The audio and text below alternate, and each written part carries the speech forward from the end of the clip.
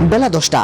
Curfew ও গুলির তোয়াক্কা না করে ঢাকার বিভিন্ন প্রবেশ পথ দিয়ে ঢুকতে শুরু করে ছাত্র জনতা। উত্তরা, যাত্রাবাড়ি ও সাইনবোর্ড এলাকা দিয়ে ঢুকতে শুরু করে হাজার হাজার মানুষ। সেন্ট্রাল রোড ও আফতাবনগর থেকেও মিছিল বের হয়। দেখতে দেখতে রাজপথ পরিণত হয় এক উত্তাল জনসমুদ্রে।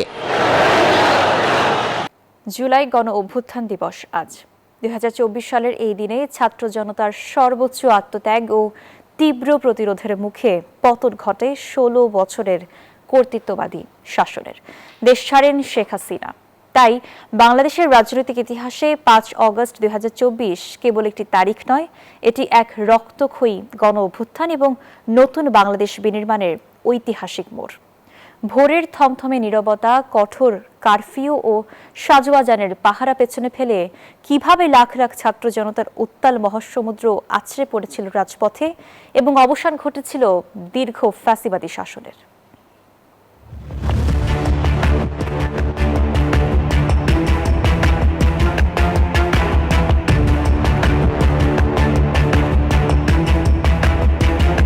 5 আগস্ট 2024 সকাল 6টা। ভোরের আলো ফুটতেই ঢাকার বাতাসে এক থমথমে নীরবতা। বৈষম্য বিরোধী ছাত্র আন্দোলনের মার্চ টু ঢাকা রুখতে পুরো দেশে অনির্দিষ্টকালের কারফিউ, মোড়ে মোড়ে সাজোয়া যান আর সশস্ত্র পাহারা। এ যেন মহাসমুদ্রে ঝড়ের আগের স্তব্ধতা। সকাল 9:50। টানা 10 ঘন্টা বন্ধ থাকার পর হঠাৎ ব্রডব্যান্ড ইন্টারনেট চালু করে সরকার। তবে সরকারের কৌশল বুমেরাং হয়ে যায়। রাজপথে নামার চূড়ান্ত আহ্বান সামাজিক যোগাযোগ মাধ্যমে স্ফুলিঙ্গের মতো ছড়িয়ে পড়ে। বেলা 10টা। কারফিউ ও গুলির তোয়াক্কা না করে ঢাকার বিভিন্ন প্রবেশ পথ দিয়ে ঢুকতে শুরু করে ছাত্র জনতা। উত্তরা, যাত্রাবাড়ি ও সাইনবোর্ড এলাকা দিয়ে ঢুকতে শুরু করে হাজার হাজার মানুষ। সেন্ট্রাল রোড ও আফতাবনগর থেকেও মিছিল বের হয়। দেখতে দেখতে রাজপথ পরিণত হয় এক উত্তাল জনসমুদ্রে।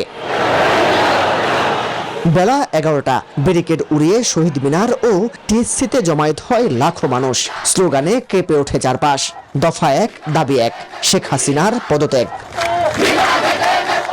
ছাত্র জনতার সেই বাঁধ ভাঙা জোয়ার আটকানোর ক্ষমতা তখন কোনো নিরাপত্তা বাহিনীর ছিল না। দুপুর 1টা। বিজয় সরণি থেকে ফার্মগেট পুরো এলাকা রূপ নেয় এক মহাসমুদ্রে। লক্ষ লক্ষ মানুষের উত্তাল স্রোত এগোতে থাকে প্রধানমন্ত্রীর বাসভবন গণভবনের দিকে। দুপুর 2:25। 4 দশকের রাজনীতির এক নাটকীয় ও দীর্ঘ 15 বছরের এক ছত্র শাসনের নিশ্চিত পতন। সামরিক হেলিকপ্টার চেপে বোন শেখ রেহানাকে সঙ্গে নিয়ে দেশ ত্যাগ করেন শেখ হাসিনা। গন্তব্য ভারতের আগরতলা হয়ে দিল্লি। খবরটি চাউর হতেই ক্ষোভে ফুঁসে থাকা ঢাকার আকাশে বাতাসে ছড়িয়ে পড়ে স্বস্তির বাতাস। গণভবন আমাদের দখলে, গণভবন আমাদের দখলে। দুপুর 2:30। ইতিহাস নতুন করে লেখা হলো সেদিন।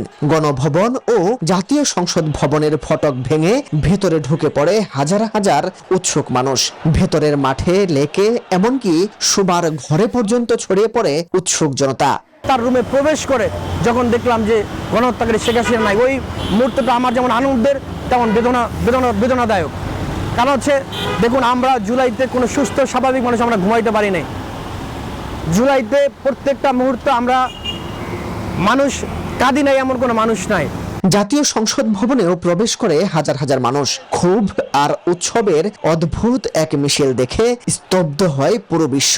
দীর্ঘদিনের ক্ষোভ আর জমাট বাঁধা হতাশা যেন এক নিমিষে বদলে যায় বাঁধ ভাঙা উচ্ছ্বাসে।